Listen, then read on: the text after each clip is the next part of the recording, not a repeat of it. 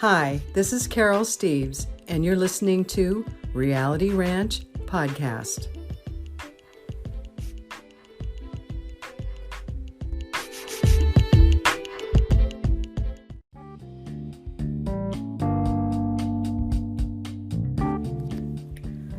Today is Saturday, July 31st, 2021. Welcome to the 35th episode.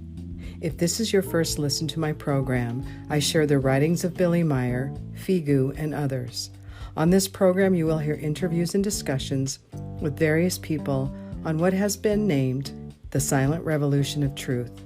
This is an effort through the teaching and the contact notes to free humanity from the overly materialistic thinking, ignorance, overpopulation, and violence largely brought about by religion.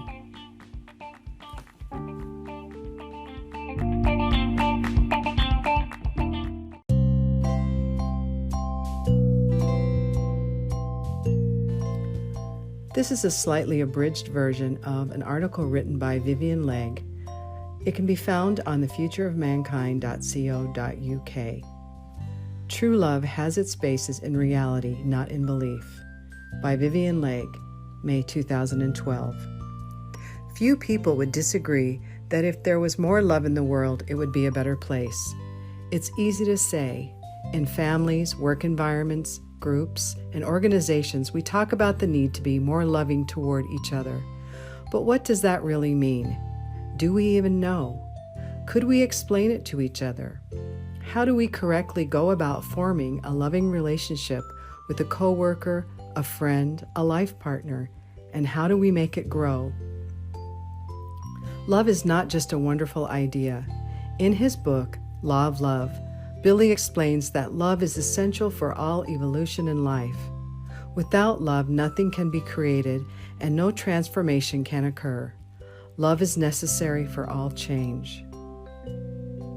Billy says the Earth human is not evolved enough to be able to create true, wisdom-based love within himself or herself. Only a few human beings on Earth are on the threshold of this highest form of wisdom creational love. The majority still lives in the lower forms of false affective love. Is it any wonder then that so much goes awry on this planet? If the very growth medium for our evolution is inadequate. Fortunately, with enough striving and effort, we can actually begin to learn what love really is by observing the difference between genuine love and the false love which is predominantly practiced on this planet. Okay, so today I'm interviewing Natalie Murphy. And Natalie, I don't really know very much about you except that you're extremely enthusiastic, which I love, and you're married to Perry, Good. and you cut hair. But so I Yes. want to know more about you. So tell me your story. Tell me how you met Perry, if you don't mind, and how I don't mind. because you're now studying the teaching. So you're like Yes. this new, fresh, young person who has discovered this. And so this is a perspective I really want to get. So just fire away. Absolutely. Sounds good. So I was born and raised on a 40-acre hobby farm, just right outside of Fremont here, probably about 10 minutes away. And I thought it was the most boringest thing ever, living out in the middle of nowhere. I did not appreciate it.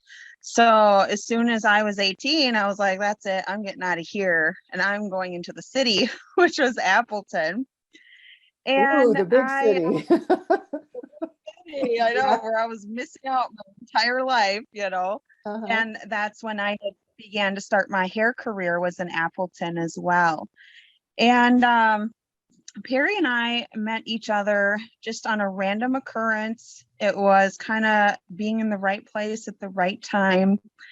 And a little voice in my head just kind of, steered me in that direction. I was just like, oh my goodness, had my day gone any different, Uh-huh. I just wonder where fate, would have ended, where things would have went. I have to ask you this So because I have to ask you this though, because Perry said his son brought you home from the mall. yes, Yes, I met his son at the mall. And I didn't even Yes. ask him because this is when I interviewed him, and I was like, I am dying to know that story. I didn't ask him though Yes, because I was like, and really? I know. I know. I was with my girlfriend and we seen Corey and his friends and we had exchanged phone numbers and we're like, yeah, give us a call sometime. And he ended up calling us that night. So that's kind of how that all started. And I met Corey's dad. And Perry, Corey's dad, I Perry know. I was thought that was kind of funny. At the yeah, time, he that's who he was was, though, right? He was Corey's dad. yeah, he was Corey's dad. Yes. And he was just getting over a really traumatic, messy divorce and had just recently moved up here. He had won the lottery for like $5,000 on a quick pick, and it was enough money to move him and his son up to Appleton. So he was just Oh. getting his next chapter in his life started. Mhm. Obviously was not looking for a relationship, and I was so over boys at that point. I was like, I'm good. Like, I'm just gonna get focused on my career here. And we really enjoyed talking to each other in our conversations, and he was just a really good friend. It's kind of where we started things. These are some excerpts from my very interesting and informative podcast. You can find the podcast in its entirety on Anchor FM. Please check the video description below for more information and links. Thanks for watching.